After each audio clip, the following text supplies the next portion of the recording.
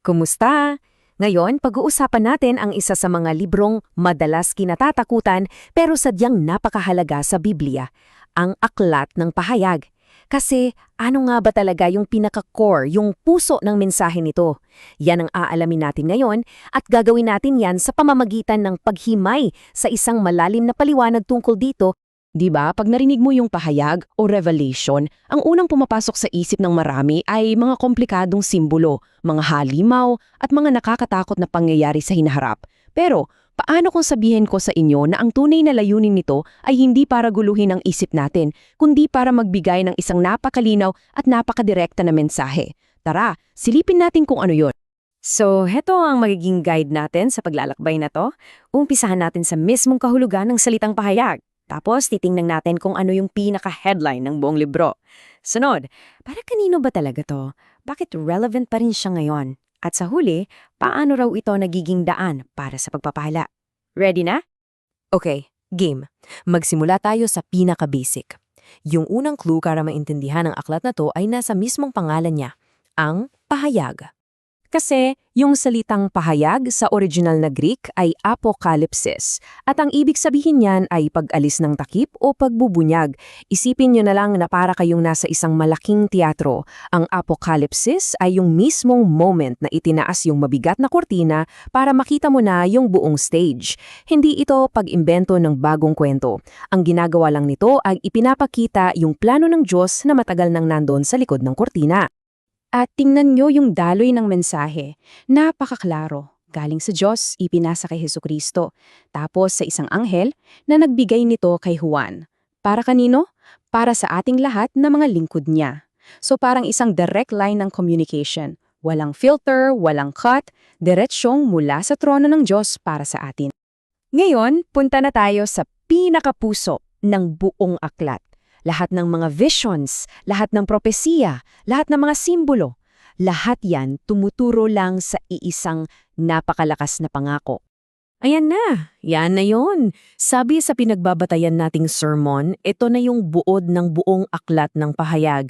Lahat ng nakita ni Juan, mula sa 7 selyo, 7 trompeta hanggang sa bagong Jerusalem, lahat yan ay dapat daw nating tingnan sa ilalim ng iisang spotlight, ang pangako ng pagbabalik ni Jesus. Kaya, pwede na tayong huminga ng maluwag.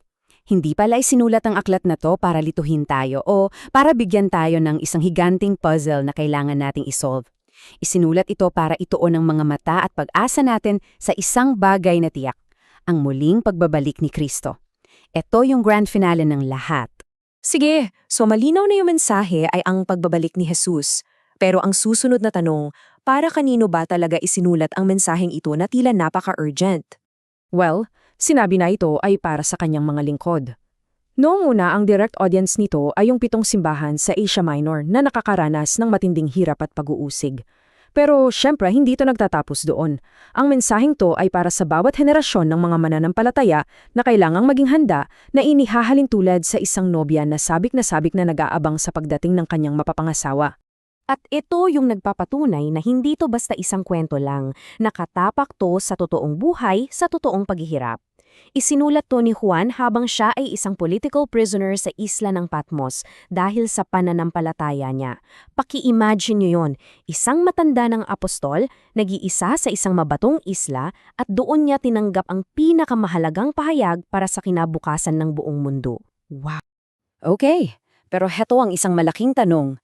Kung sinabing halos 2,000 taon na ang nakalipas na malapit nang dumating, bakit parang ang tagal naman? Bakit mahalaga pa rin yan na yun? Anong ibig sabihin ng malapit na? Ang sagot ay umiikot sa pariralang ito, sapagkat ang panahon ay malapit na. Ang buong aklat ay may pakiramdam ng pagkaapurahan na parang anytime pwede nang mangyari ang lahat. May sense of urgency. So, may pagkakaiba sa perspective yung mga unang Kristiyano, naghintay sila ng may pag-asa, pero para sa kanila, medyo malayong pangako pa yon. Para sa atin daw ngayon, sabi ng ating source, dapat mas matindi ang pakiramdam natin ng pagiging malapit, lalo na't nakikita natin yung mga pangyayari sa mundo na tila ba unti-unting tumutugma sa mga propesya. At paano to ipinapaliwanag? Sa pananaw kasi ng Diyos, na walang simula at walang katapusan, ang 2,000 taon ay parang isang kisap matanang. Sinasabi na mula noong umakyat si Jesus sa langit, pumasok na ang mundo sa tinatawag na huling kabanata ng kasaysayan. So para sa bawat henerasyon na nabubuhay sa loob ng kabanatang to, ang mensahe ay laging urgent at laging napapanahon. At dito na tayo sa huling bahagi, ang pinaka-practical na parte para sa ating lahat. Okay, naintindihan na natin anong gagawin natin ngayon. Paano natin dapat tanggapin ang mensaheng ito sa buhay natin? Alam nyo, ang ganda nito kasi sa simula pa lang ng libro, may pangako agad. Sinasabi na mayroong biyaya o pagpapala na nakalaan para sa mga taong makikipag-ugnayan sa aklat na ito. At may kasama pa itong step-by-step na formula kung paano makakamit yon. At napakasimple lang pala, hindi komplikado. Una, basahin mo. Pangalawa, pakinggan mo. Na ang ibig sabihin ay, intindihin mo to ng mabuti. At pangatlo na siyang pinakamahalaga sa lahat, tuparin mo. Isabuhay mo yung mga aral na nakasulat dito. Read, hear, and keep. Ganun lang.